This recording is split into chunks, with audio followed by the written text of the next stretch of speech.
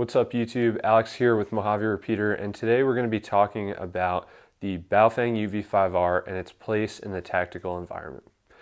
But before we do, I want to know, if you use your military grade communications headset more often for home improvement projects in your garage than you do for LARPing on the flat range, then like this video and leave a comment down below.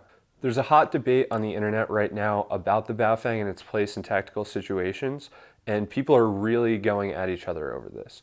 So first and foremost, what I want to say is that there's absolutely no need to insult each other and be rude on the internet. We're all part of the same community, we're all learning together, and we want to all just enhance our capabilities. That's what it's all about. So please put that aside and be objective as we talk about the tactical employment considerations for the Baofeng radio. So let's get started. In this debate, on the one hand, we have people clutching their precious $30 radio who have already invested in all of the accessories and devices needed that think that this is the end-all be-all for tactical comms. They've potentially over-indexed on this gear and they're reluctant to admit that they may be wrong. On the other hand, we have those who will make bold statements and tell you that your Baofeng will get you killed. This group completely dismisses the idea of using a Baofeng at all in any scenario. In either regard, most of the people who have formed these opinions and are most vocal about them on the internet have little to no experience employing communications in a tactical setting with actual live people oriented towards a common goal. So here's an opinion that matters. In his latest message, the Commandant of the Marine Corps said that equipment doesn't win wars, Marines do. What's most important is that it's about the people operating the equipment. In a level playing field, it's man versus man. So how does the Baofeng debate play into this? It does you no good to become emotionally invested in any piece of equipment to the degree that you will dismiss other capabilities. We've seen the Baofeng employed in Ukraine during ongoing conflict, and let me tell you, these people are not idiots. So how could anyone go to war and be successful with a $30 radio? It comes down to the tactics and employment considerations made.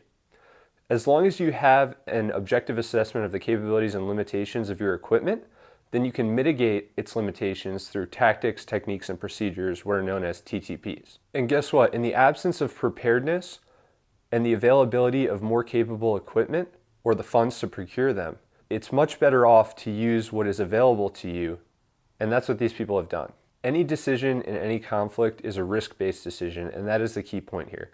These people are not stupid, and it is naive to assume that they are for going to war with a Baofeng.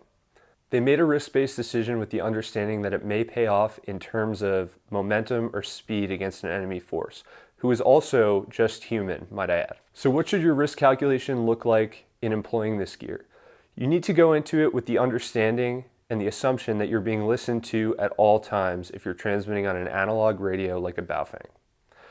The key is that this radio must improve momentum in the form of more rapid communications with a higher headquarters for tasking or feedback, or with adjacent agencies for support. TTPs for concealing your message are important, but don't waste your time with overly complex code word matrices and code words, because this will slow you down and effectively defeat the purpose of the Baofeng in the first place. One of the major advantages of the Baofeng is that it's a very low cost. So you can outfit large numbers of users for next to nothing, which gives you the ability to reach out and talk to people on the radio who wouldn't have otherwise had a radio.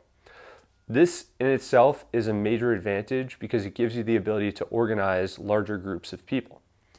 Additionally, I wouldn't discount the Baofeng for its ability to provide good training value to people who are new to radios.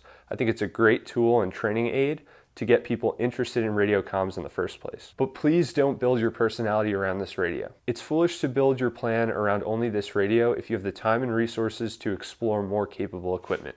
And believe me, more capable equipment is well within your reach. If we know that a limitation of the Baofengs is that anyone can listen at any time, then why dismiss encrypted digital radios altogether? Or even make the assertion that DMR is better than P25 and vice versa. When the cost is comparable to or less than a set of ops core amps or a cheap AR-15, you really have no excuse to not at least try to be educated about this gear.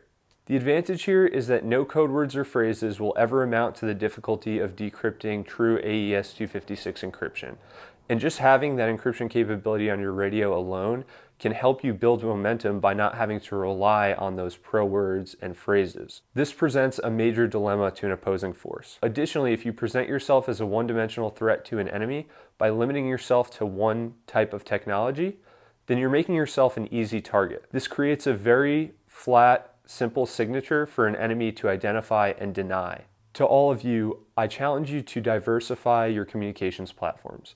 Give yourself a reality check about how you plan to employ this equipment and objectively assess each technology for its merits and constraints. Choose the best technology and, better yet, a variety of technologies that will support your mission. Each mission is unique and will require a different set of tools to accomplish. If you want to learn more about radio employment considerations and procedures, then please check out our website, mojaverepeater.com. We host in-person training courses all throughout the year at various locations in the US. A course will give you a good opportunity to work with actual people and practice your radio skills. That's about all I have for you today. Follow us on Instagram and our blog at mojaverepeater.com for more information about tactical radio considerations. Don't worry, buddy, you're safe from the ATF.